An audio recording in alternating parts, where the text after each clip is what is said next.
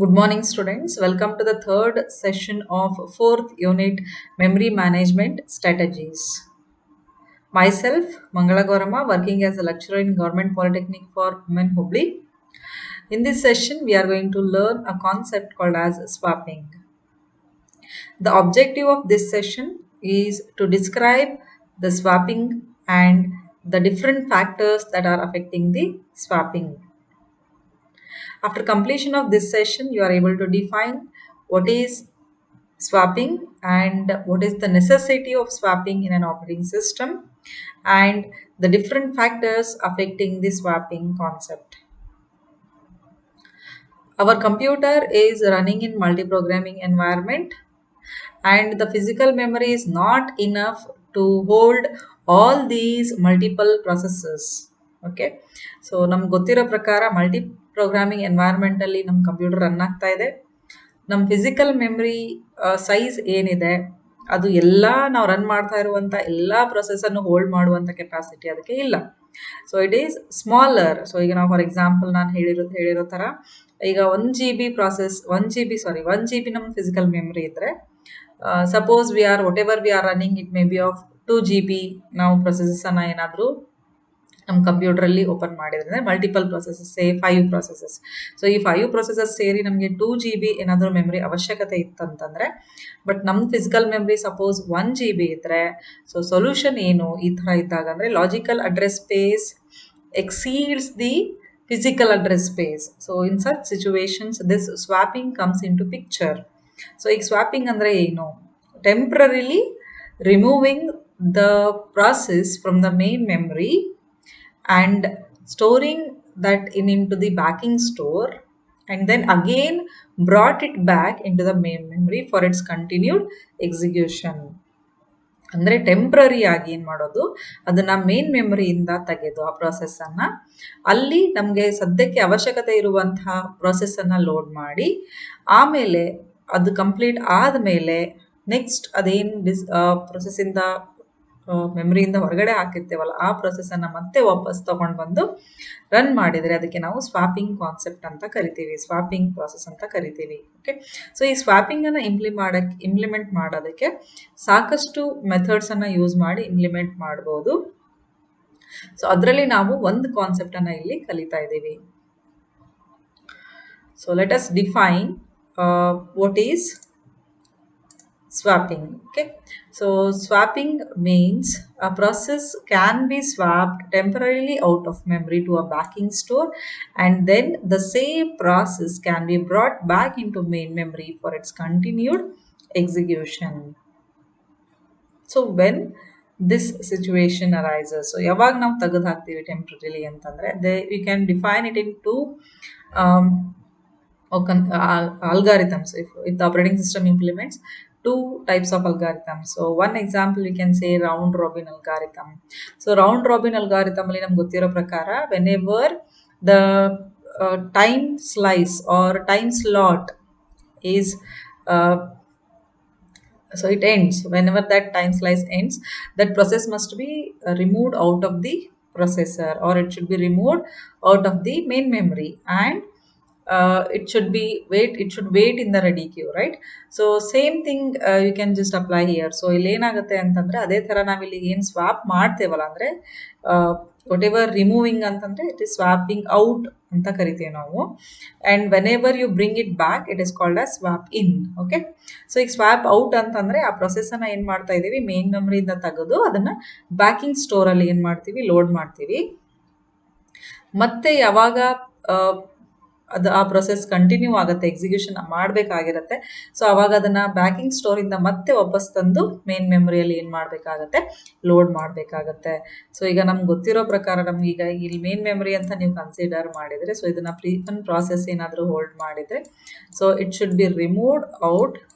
Okay, and then it should be loaded back into the backing ಸ್ಟೋರಲ್ಲಿ ಏನು ಮಾಡ್ತೀವಿ, ನಾವು ಅದನ್ನು ಲೋಡ್ ಮಾಡ್ತೀವಿ. ಸೊ ಇದಕ್ಕೆ ಬ್ಯಾಕಿಂಗ್ ಸ್ಟೋರ್ ಅಂತ ಕರೀತಾರೆ. So what it is nothing but it is a fast disk. So what is this backing store?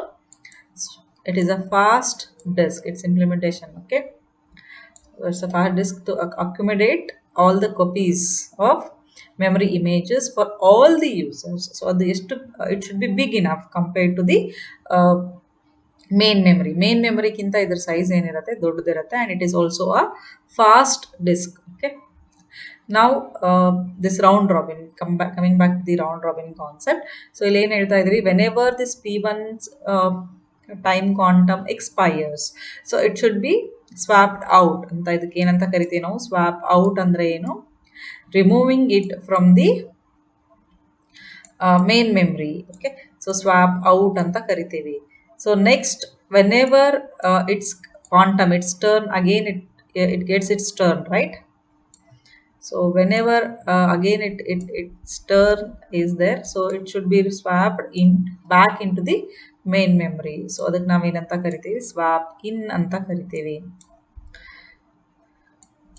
Next, we'll take example of priority scheduling. So next ನಾವು ಇನ್ನೊಂದು ಅಲ್ಗಾರಿಥಮ್ ಅನ್ನು consider ಮಾಡಿದ್ರೆ priority scheduling.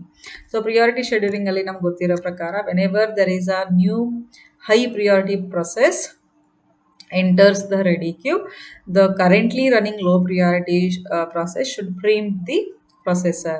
So processor ಇಂದ preempt ಆಗ್ತಾ ಇದೆ ಅಂದ್ರೆ ಅರ್ಥ ಏನು, its content should be removed out of the main memory. So main ಮೆಮ್ರಿಯಲ್ಲಿ ಕೂಡ ಅದನ್ನ ಏನು ಮಾಡಬೇಕಾಗುತ್ತೆ, ತೆಗೆದು ಹಾಕಬೇಕಾಗತ್ತೆ.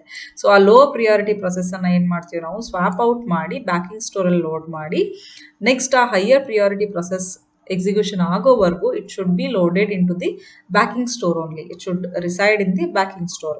And once after completion of that execution of that higher priority process, next this low priority process is swapped in into the main memory. So swap in, swap out words are they are replaced with the words roll out and roll in case of priority scheduling. So priority scheduling ಅಲ್ಲಿ ನಾವು swap out ಬದಲಿಗೆ ನಾವೇನಂತ ಕರಿತೀವಿ, roll out ಅಂತ ಕರಿತೀವಿ. Swap ಇನ್ ಬದಲಿಗೆ ನಾವೇನಂತ ಕರಿತೀವಿ, ರೋಲ್ ಇನ್ ಅಂತ ಕರಿತೀವಿ.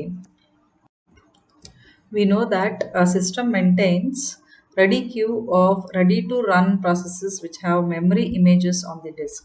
ಸೊ ನಮ್ಗೆ ಗೊತ್ತಿರೋ ಪ್ರಕಾರ ಏನಾಗಿರುತ್ತೆ, ಸಿಸ್ಟಮಲ್ಲಿ, ಕಂಪ್ಯೂಟರ್ ಸಿಸ್ಟಮಲ್ಲಿ ಒಂದು ರೆಡಿ ಕ್ಯೂ ಮೇಂಟೈನ್ ಆಗಿರುತ್ತೆ. So it contains all the processes that are waiting to get the CPU. So ನಮಗೆ ಗೊತ್ತಿದೆ ಶೆಡ್ಯೂಲರ್ ಏನು ಮಾಡುತ್ತೆ, ಇದರಲ್ಲಿ ಯಾವುದಾದ್ರೂ ಒಂದು ಪ್ರೊಸೆಸನ್ನು ಸೆಲೆಕ್ಟ್ ಮಾಡುತ್ತೆ ಅಂತ.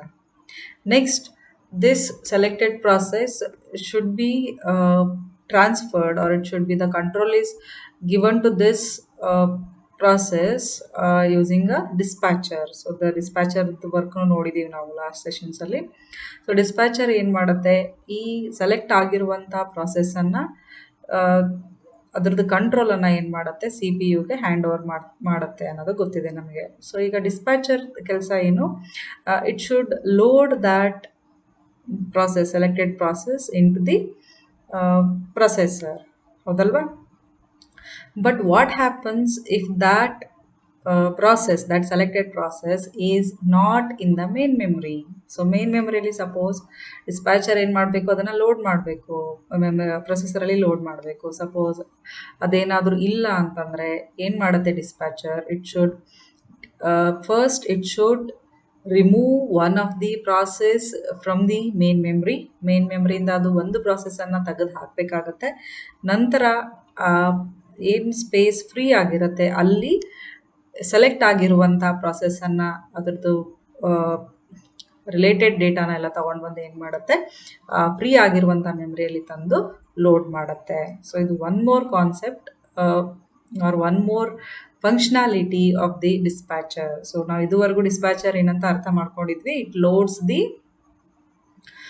Selected process into the processor ಅಂತ ಕಲ್ತಿದ್ವಿ. ಬಟ್ ಇಲ್ಲಿಗೆ ನಾವು ನೋಡ್ತಾ ಇರೋದು ಏನಾಗ್ತಾ ಇದೆ, it also does the swapping. So ಅದನ್ನು ಏನು ಮಾಡುತ್ತೆ, ಅದು ಸ್ವಾಪ್ ಔಟ್ ಮಾಡುತ್ತೆ. ಯಾವ ಪ್ರಾಸೆಸ್ಸಿಗೆ ಏನು, ಹೊಸ ಪ್ರಾಸೆಸ್ಸಿಗೆ ಏನಾದರೂ ಸ್ಪೇಸ್ ಇಲ್ಲ ಅಂದರೆ ಕರೆಂಟ್ಲಿ ಸೇವ್ ಆಗಿರುವಂಥ ಯಾವುದಾದ್ರೂ ಒಂದು ಪ್ರಾಸೆಸನ್ನು ಏನು ಮಾಡುತ್ತೆ, ಅದು ಮೇನ್ ಮೆಮ್ರಿಯಿಂದ ತೆಗೆದು ಸ್ವಾಪ್ ಔಟ್ ಮಾಡಿ ಅದನ್ನು ಬ್ಯಾಕಿಂಗ್ ಸ್ಟೋರಿಗೆ ತಂದು ಹಾಕುತ್ತೆ. Okay, this diagram represents the swapping process. So ಇಲ್ಲಿ ನೀವು example ನೋಡ್ಬೋದು. So assume that there is a P1 process that is currently running in the main memory. So ಈಗ main memory ಅಲ್ಲಿ ಏನಾಗಿದೆ, P1 already ಏನಾಗ್ತಾ ಇದೆ, execute main memory ಅಲ್ಲಿ ಇದೆ ಅಂತ ನಾವು ಅರ್ಥ ಮಾಡ್ಕೊಂಡ್ರೆ. So suppose there is a need for process P2. So ಈಗ P2 ನಾವು ಏನು ಮಾಡಬೇಕಾಗಿದೆ, ಮತ್ತೆ main memory ಬೇಕಾಗಿದೆ ಅಂತಂದ್ರೆ, so P1 ಅನ್ನ ಏನು ಮಾಡ್ತೀವಿ ನಾವು, swap out from the main memory. Next P2 what is which is stored on the backing store. So ಅದು ಕೂಡ swap out ಆಗಿದೆ previously. It is in the backing store ಅಂತ ಅಂದರೆ ಅದನ್ನು ತಗೊಂಡು ಬಂದು ಏನು ಮಾಡ್ತೀವಿ ನಾವು, ಮತ್ತೆ back into the main memory ಅಂದರೆ ಅದಕ್ಕೆ ನಾವು ಸ್ವ್ಯಾಪ್ ಇನ್ ಅಂತ ಕರಿತೀವಿ. ಸ್ವ್ಯಾಪ್ ಔಟ್ ಅಂತಂದರೆ removing a process from the main memory. Swap in ಅಂತಂದರೆ removing bringing that process from the backing store into the main memory. It is nothing but the swap in. Next we will see the different factors that are affecting the swapping process. The first and foremost parameter is nothing but the context switch time, and it is always a very high what you can say consideration, very fairly high. It is always high for the swapping process. So swapping process ಗೆ context switch time ಏನಿರುತ್ತೆ, obviously ಜಾಸ್ತಿ ಇರುತ್ತೆ. ಯಾಕಂತಂದರೆ ನೋಡ್ರಿ ಇಲ್ಲಿ if you consider round robin, high priority process ಇದೆಲ್ಲ consider ಮಾಡಿದರೆ ಈ ರೇಟ್ ಏನಿದೆ, ರೇಟ್ ಆಫ್ ಸ್ವಾಪ್ ಔಟ್ ಮತ್ತು ಸ್ವಾಪ್ ಏನಿರುತ್ತೆ ಇದು ಜಾಸ್ತಿ ಇರುತ್ತೆ. It will be more for the round robin and priority scheduling algorithms. So let us see this one with one example. So we consider that the process, user process is of size 100 MB size ಇದೆ ಅಂತ ನಾವೇನು ಮಾಡೋಣ, ಇಲ್ಲಿ consider ಮಾಡೋಣ. Next the size of the process is 100 MB and backing store, it is nothing but the fast disk, right, with a huge capacity. ನಮಗೆ backing store ಅಂದರೆ already ನಾವು ನೋಡಿದ್ದೀವಿ, it is a very high capacity disk and its speed is very high ಅಂತ assume ಮಾಡಿದ್ದೀವಿ. So ಇದ್ರ transfer rate ಏನಿದೆ ಅಂತಂದರೆ 50 MB per second ಇದೆ ಅಂತ ನಾವು ಅಸ್ಯೂಮ್ ಮಾಡ್ತಾ ಇದ್ದೀವಿ ಇಲ್ಲಿ. So actual transfer of the 100 MB process to or from main memory takes ಎಷ್ಟು ಆಗುತ್ತೆ ಅಂತಂದರೆ 100 MB 50 MB per second ಅಂತ ನೀವು ಕನ್ಸಿಡರ್ ಅಂದರೆ 100 divided by 50 ಅಂತ ಕನ್ಸಿಡರ್ ಮಾಡಿದರೆ, ಸೊ ಇದನ್ನು ಕ್ಯಾಲ್ಕುಲೇಟ್ ಮಾಡಿದರೆ ವಿಲ್ ಗೆಟ್ 2 seconds. So ನಿಮ್ದು context switch timing ಏನಿದೆ, it will be 2 seconds. So ಈಗ suppose assuming on average latency of 8 milliseconds ಅಂತಂದರೆ, ಸೊ ನಾವು ಆಲ್ರೆಡಿ ನಾವು ಲೇಟೆನ್ಸಿ ಅಂತ ಕರೆದಿದ್ದ delay, delay introduced in swapping process ಅಂದರೆ 8 milliseconds ಅಂತ ತಗೊಂಡ್ರೆ, so over all swapping time ನೀವು ಮಲ್ಟಿಪ್ಲೈ ಮಾಡಿದರೆ you will get around 2008 milliseconds. Okay, you can just imagine 2008 milliseconds of context switch time, and it is for swap one time. Okay, it is for one swap time, so it should be doubled. Why? Because it is the same timing is used for swap out and swap in. So if you double it, you can just calculate around 4016 milliseconds of context switch time. So we must be careful for this context switch time, and it is unavoidable in case of swapping process. Second parameter that is affecting the swapping process is address binding. So for load time address binding, process cannot be easily moved to a different location. So ಇಲ್ಲಿ ನಾವು ಏನು ಅರ್ಥ ಮಾಡ್ಕೋಬೇಕು, swap out ಆದಮೇಲೆ next ಏನು ಮಾಡಬೇಕು, ಅದನ್ನು swap ಇನ್ ಮಾಡಬೇಕು. ಸೊ ಸ್ವಾಪ್ ಇನ್ ಮಾಡಬೇಕಾದ್ರೆ ಕ್ವಶನ್ ಬರುತ್ತೆ, whether it should be swapped into the same memory location where it is previously loaded. So ಮೊದಲಿಗೆ ಯಾವ ಲೊಕೇಶನಲ್ಲಿ ಇತ್ತು ಅದೇ ಲೊಕೇಶನಿಗೆ ತಂದು ಅದನ್ನು ಲೋಡ್ ಮಾಡಬೇಕು, ಅಥವಾ ಅದೇ ಮೆಮರಿ ಲೊಕೇಶನ್ಸಲ್ಲಿ ಲೋಡ್ ಮಾಡಬೇಕಾ, ಅಥವಾ whether it should be loaded to the different location, ಬೇರೆ ಲೊಕೇಶನ್ಸಲ್ಲಿ ಮೂವ್ ಮಾಡಬೇಕಾ ಅನ್ನೋದು ಕೂಡ ಇಲ್ಲೊಂದು ನೆಕ್ಸ್ಟ್ ಪ್ಯಾರಾಮೀಟರ್ ಏನಾಗುತ್ತೆ ಇಲ್ಲಿ ಕನ್ಸಿಡರ್ ಮಾಡಬೇಕಾಗತ್ತೆ. ಸೊ ಈಗ ಸಪೋಸ್ ಲೋಡ್ ಟೈಮ್ ಅದು ಎದ್ರ ಮೇಲೆ ಡಿಪೆಂಡ್ ಆಗಿರುತ್ತೆ ಅಂತಂದರೆ ಅಡ್ರೆಸ್ ಬೈಂಡಿಂಗ್. ಇಫ್ ಸಪೋಸ್ ಅದೇನಾದರೂ ಲೋಡ್ ಟೈಮ್ ಬೈಂಡಿಂಗನ್ನು ಯೂಸ್ ಮಾಡಿದರೆ, ಇಂಪ್ಲಿಮೆಂಟ್ ಮಾಡಿದರೆ, ಸೊ ಪ್ರೊಸೆಸ್ನ ನಾವೇನು ಮಾಡೋಕ್ಕಾಗೋದಿಲ್ಲ, ಬೇರೆ ಲೊಕೇಶನ್ಸಿಗೆ ಮೂವ್ ಮಾಡೋದು ಡಿಫಿಕಲ್ಟ್ ಆಗುತ್ತೆ. ಸೊ ಹಾಗಾಗಿ ಪ್ರೀವಿಯಸ್ಲಿ ಅದು ಯಾವ ಲೊಕೇಶನಲ್ಲಿ ಲೋಡ್ ಆಗಿತ್ತು ಅದೇ ಲೊಕೇಶನಲ್ಲಿ ಸ್ವ್ಯಾಪ್ ಇನ್ ಮಾಡಬೇಕಾಗತ್ತೆ. ಸೊ ಸ್ವ್ಯಾಪ್ ಔಟ್ ಆಗಬೇಕಾದ್ರೆ ಯಾವ ಲೊಕೇಶನಲ್ಲಿ ಇತ್ತು, ಯಾವ ಮೇನ್ ಮೆಮ್ರಿ ಲೊಕೇಶನಲ್ಲಿ ಇತ್ತು ಅದೇ ಮೇನ್ ಮೆಮ್ರಿ ಲೊಕೇಶನ್ಗೆ ಬ್ಯಾಕಲ್ಲಿ ಏನು ಮಾಡಬೇಕಾಗತ್ತೆ, ರಿಟರ್ನ್ ಅಲ್ಲಿನೇ ತಂದು ಲೋಡ್ ಮಾಡಬೇಕಾಗತ್ತೆ. ನೆಕ್ಸ್ಟ್ ಎಕ್ಸಿಕ್ಯೂಷನ್ ಟೈಮ್ ಬೈಂಡಿಂಗಲ್ಲಿ ಏನಾಗುತ್ತೆ ಅಂದರೆ, ಸೊ ಇಲ್ಲಿ it can be swapped back into the different memory location. Why? Because that MMU mapping takes place during execution time. So ನಮ್ಗೆ ಗೊತ್ತಿದೆ ಡ್ಯೂರಿಂಗ್ ಎಕ್ಸಿಕ್ಯೂಷನ್ ಟೈಮ್ MMU ಏನು ಮಾಡುತ್ತೆ, physical ಅಡ್ರೆಸ್ಸನ್ನು generate ಮಾಡುತ್ತೆ ಅಥವಾ logical address mapping ಆಗುತ್ತೆ. ಇಲ್ಲಿ ಹೌದಾ, logical to physical address mapping ಯಾವಾಗ ಆಗುತ್ತೆ, ಡ್ಯೂರಿಂಗ್ ಎಕ್ಸಿಕ್ಯೂಷನ್ ಟೈಮ್ ಆಗ್ತಾ ಇರೋದ್ರಿಂದ ಸೊ ಫಿಸಿಕಲ್ ಅಡ್ರೆಸಸ್ಸನ್ನು ಏನು ಮಾಡ್ಬೋದು, ಇಲ್ಲಿ ಎನಿ ವೇರ್ ಇಂದ ಮೆಮ್ರಿ ಅಲ್ಲಿ ಏನು ಮಾಡ್ಬೋದು, ಲೋಡ್ ಮಾಡ್ಬೋದು. ಹಾಗಾಗಿ ಎಕ್ಸಿಕ್ಯೂಷನ್ ಟೈಮ್ ಬೈಂಡಿಂಗ್ ಏನು ಮಾಡುತ್ತೆ, ಸ್ವಾಪಿಂಗ್ ಪ್ರಾಸೆಸನ್ನು ಏನು ಮಾಡುತ್ತೆ, ಅಫೆಕ್ಟ್ ಮಾಡುತ್ತೆ. The last and very important factor is nothing but the pending IO. So ನಮಗೆ ಗೊತ್ತಿದೆ ಯೂಶ್ವಲಿ ಪ್ರೊಸೆಸಸ್ ಏನಾಗ್ತಾ ಇರುತ್ತೆ, the switch from IO burst to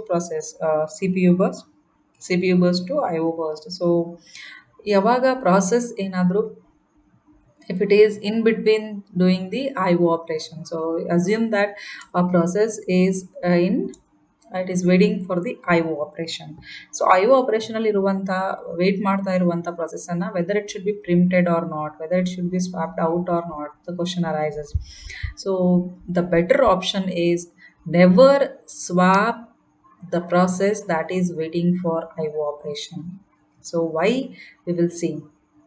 So assume that there is one process that is waiting for the IO operation. So ಯಾವುದೋ ಒಂದು process IO operationಗೆ wait ಮಾಡ್ತಾ ಇದೆ ಅಂತ assume ಮಾಡ್ಕೊರಿ. So let us assume that it is process P1. So next ಏನಾಗುತ್ತೆ, so you just remove this P1 from, swap out this P1 from the main memory, then just allocate for P2. So ಇವಾಗ ಏನಾಗುತ್ತೆ ಅಂತಂದರೆ, ಬಫರ್ಸ್ IO ಬಫರ್ಸ್ ಏನಾದರೂ suppose if it is using ಅಂತಂದರೆ, so there arises a inconsistency of IO data. So P2, there is a chance of referring the IO buffers by the P2. So P2 ಏನು ಮಾಡುತ್ತೆ, ಇವಾಗ P1 ಏನು IO ಬಫರ್ಸ್ ಇರುತ್ತೆ ಅದೇ IO ಬಫರ್ನ P2 reference ಮಾಡೋ chances ಇರುತ್ತೆ. So ಹಾಗಾಗಿ ಇಲ್ಲಿ ರಾಂಗ್ ಏನಾಗುತ್ತೆ, IO results we may get wrong IO results ಇಲ್ಲಿ ಬರುವಂಥ ಚಾನ್ಸಸ್ ಇರುತ್ತೆ. ಸೊ ಹಾಗಾಗಿ never the operating system should never swap a process with pending IO, or it should execute IO operations only into the operating system buffers. So IO buffers ಅನ್ನ ಮೆಮ್ರಿಯಲ್ಲಿ execute ಮಾಡೋದು ಅವಶ್ಯಕತೆ ಇರೋದಿಲ್ಲ. So it may execute in operating system buffers. So IO ಆಪರೇಷನ್ನ suppose if it want to swap, so ಏನಾದರೂ operating system ಅದನ್ನು swap ಮಾಡೋದೇ necessary ಇದ್ದರೆ, so next ಏನು ವರ್ಕಿಂಗ್ ಇರುತ್ತೆ, ಸೊ ಅದೇನು IO ಆಪರೇಷನ್ ವರ್ಕ್ ಆಗ್ತಾ ಇರುತ್ತೆ, it should operate on the operating system buffers, not on the memory buffers. So these three are the factors that are affecting the swapping process. So let me revise what all we learned in this session. So first we started with the swapping, the definition of swapping. So swapping is a process of temporarily removing a process from the main memory, and next after some time loading that same process back into the main memory for its continuous execution. Next, swapping requires a backing store. So swapping process ಆಗಬೇಕು ಅಂದರೆ, ಸ್ವಾಪಿಂಗನ್ನು implement ಮಾಡಬೇಕಂತಂದರೆ we need a backing store. So backing store ಅಂತಂದರೆ ಏನು? It's a fast disk that is large enough to hold the copies of all memory images of all users. Okay. So next, round robin ಮತ್ತು priority scheduling ಅಲ್ಲಿ ಯಾವ ಥರ ಈ ಸ್ವಾಪಿಂಗನ್ನು use ಮಾಡ್ಕೋತೀವಿ ಅದನ್ನೆಲ್ಲ ಕಲಿತ್ವಿ. Next, the different factors that are affecting swapping. So first and foremost ಯಾವುದು ಕಲ್ತಿದ್ದು ನಾವು, context switch time. So context switch time ಏನು ಮಾಡುತ್ತೆ, it's very high for swapping ಅನ್ನು ಇಂಪ್ಲಿಮೆಂಟ್ ಮಾಡಿದರೆ context switch time it is very high. Second, address binding. So load time, run time ಮತ್ತು compile time address binding ಏನು ಹೇಗೆ ಯಾವ ಥರ ಈ ಸ್ವಾಪಿಂಗನ್ನು ಅಫೆಕ್ಟ್ ಮಾಡುತ್ತೆ. Next pending I O. So suppose ಏನಾದರೂ ಪ್ರೊಸೆಸ್ ಪೆಂಡಿಂಗ್ ಐ ಒ ಸ್ಟೇಟಸಲ್ಲಿದ್ದರೆ ಅದನ್ನು ಯಾವುದೇ ಕಾರಣಕ್ಕೂ ಏನು ಮಾಡಬಾರ್ದು, ಸ್ವಾಪ್ ಔಟ್ ಮಾಡ್ಬೋದು ಅಥವಾ ಸ್ವಾಪಿಂಗ್ ಅನ್ನೋದಕ್ಕೆ ಅಪ್ಲೈ ಮಾಡಬಾರ್ದು ಅನ್ನೋದನ್ನು ನಾವಿಲ್ಲಿ ಕಲಿತಿದ್ದೀವಿ. Next, let us solve some of the questions. The first question is swapping requires a dash. Option A motherboard, option B keyboard, option C monitor, option D backing store. The answer here is D. So ನಮಗೆ ಗೊತ್ತಿದೆ swapping ಆಗಬೇಕಂತಂದರೆ we need a backing store. So backing store ಅಂದ್ರೆ ಏನು? A fast disk with high capacity.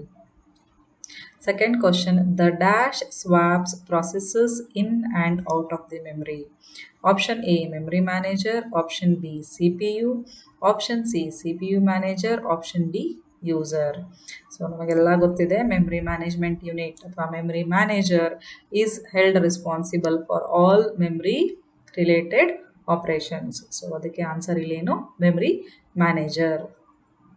Next question, if binding is done at assembly or load time, then the process dash be moved to different locations after being swapped out and in again. Option A can, option B must, option C can never, option D may. So here it is option D may. So it may or may not be. Okay. So ಇಲ್ಲಿ ಎದಕ್ಕೆ ಅಂತಂತಂದರೆ, so ನಮ್ಗೆ ಗೊತ್ತಿದೆ load time ಅಥವಾ load time ಬೈಂಡಿಂಗಲ್ಲಿ ಏನು ಮಾಡಬೇಕಾಗತ್ತೆ, process ಏನಾದರೂ load time ಬೈಂಡಿಂಗನ್ನು ಯೂಸ್ ಮಾಡ್ತಾ ಇದ್ದರೆ ಸೊ ವಾಪಸ್ ಸ್ವಾಪ್ ಇನ್ ಆಗಬೇಕಾದ್ರೆ it may be move to different location, but sometimes it is the same location it is swapped out. So ಹಾಗಾಗಿ ನಾವಿಲ್ಲಿ ಮೇ ಬಿ ಅಂತೇವೆ. ಮೇ ಬಿ ಅಂತಂದರೆ ಕಂಪಲ್ಸರಿಲಿ ಅದು ಸೇಮ್ ಲೊಕೇಶನಲ್ಲೇ ಹೋಗ್ಬೇಕಂತ, ಸೇಮ್ ಲೊಕೇಶನಲ್ಲಿ ಲೋಡ್ ಆಗಬೇಕಂತ ಏನಿಲ್ಲ. It may choose a different location, but it depends on the dispatcher. Next, fourth question, the backing store is generally a dash. Option A fast disk, option B disk large enough to accommodate copies of all memory images for all users, option C disk to provide direct access to the memory images, option D all of the above mentioned. So here the answer is all of the above mentioned. So ಯಾಕಂತಂದರೆ ನಮ್ಗೆ ಗೊತ್ತಿದೆ backing store ಅಂದರೆ fast disc ಇದೆ ಅದು, ಮತ್ತು it should hold all the copies of the memory images of all users and should provide direct access to the memory images. Hence the answer here is D. Fifth question, the major part of swap time is dash time. Option A waiting time, option B transfer time, option C execution time, option D none of the above mentioned. Here the answer is transfer time. So ನಮ್ಗೆ ಗೊತ್ತಿದೆ swapping ಆಗಬೇಕಂತಂದರೆ first ಎಲ್ಲಿಂದ ಎದಕ್ಕೆ move ಮಾಡ್ಬೇಕು, ಅದನ್ನು swap out ಮತ್ತು swap ಇನ್. So ಅದಕ್ಕೆ ಏನಂತೀವಿ ನಾವು ಟ್ರಾನ್ಸ್ಫರ್ ಟೈಮ್ ಅಂತ ಕರಿತೀವಿ. ಸೊ ಹಾಗಾಗಿ ಇಲ್ಲಿ ಆನ್ಸರ್ ಏನಿರುತ್ತೆ ಬಿ, ದಟ್ ಈಸ್ ಅದೇನಿರುತ್ತೆ ಟ್ರಾನ್ಸ್ಫರ್ ಟೈಮ್. Thank you.